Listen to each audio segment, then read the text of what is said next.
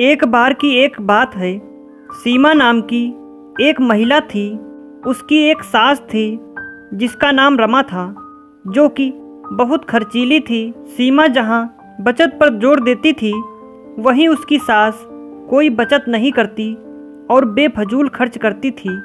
एक बार सीमा ने अपनी सास को कुछ पैसे रखने के लिए दिए, जिसको वह अगले दिन बैंक में जमा करने वाली थी। उसकी सास उन पैसों से बाजार से अपने लिए कपड़े लेकर आ गई। अगले दिन जब सीमा ने अपनी सास से पैसे मांगे तो सास ने बताया वह तो उसने खर्च कर दिए हैं। उसने सीमा को कहा, बचत करने की कोई ज़रूरत नहीं है, जिंदगी को अच्छे से जीना चाहिए। सीमा अपनी सास को बेफजूल घर की लाइट जलाने से मना करती थी, जो कि उसकी सास को बिल्कुल पसंद नहीं था। वह इन बातों पर अपनी बहू सीमा को डांट देती थी। इसके बाद सीमा ने भी निर्णय कर लिया कि वह अपनी सास को रोकेगी नहीं। सीमा ने इसके बाद अपनी सास के कमरे का बल्ब लाकर बदल दिया। सास के पूछने पर सीमा ने कहा कि अब वह जितना चाहे उतनी लाइट जला सकती है।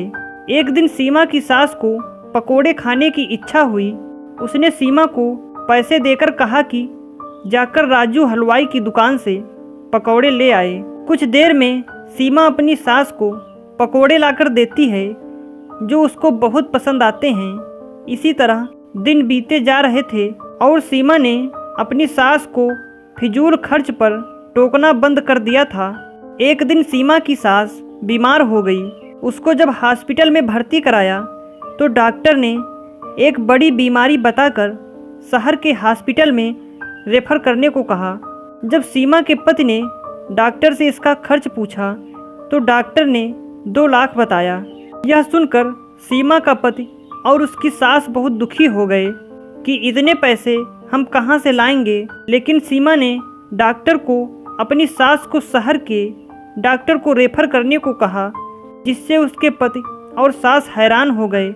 सीमा ने बताया कि यह पैसे उसने घर खर्च में से बचत करके जोड़े हैं। इसके बाद कुछ दिनों बाद सीमा की सास शहर में से अपना इलाज कराकर आ गई। अब वह पूरी तरह से स्वस्थ थी। उसने आकर सीमा से पूछा कि तूने इतने पैसे कैसे जोड़े? मैं तो तुझे बचत करते समय हमेशा मना करती थी। सीमा ने बताया कि मैंने सारे घर में कम बिजली प्रयोग करने वाले बल्ब लगाए और जब भी आप मुझे बाहर से पकोड़े लाने को कहती थी तो मैं घर पर ही आपको पकोड़े बनाकर खिलाती थी।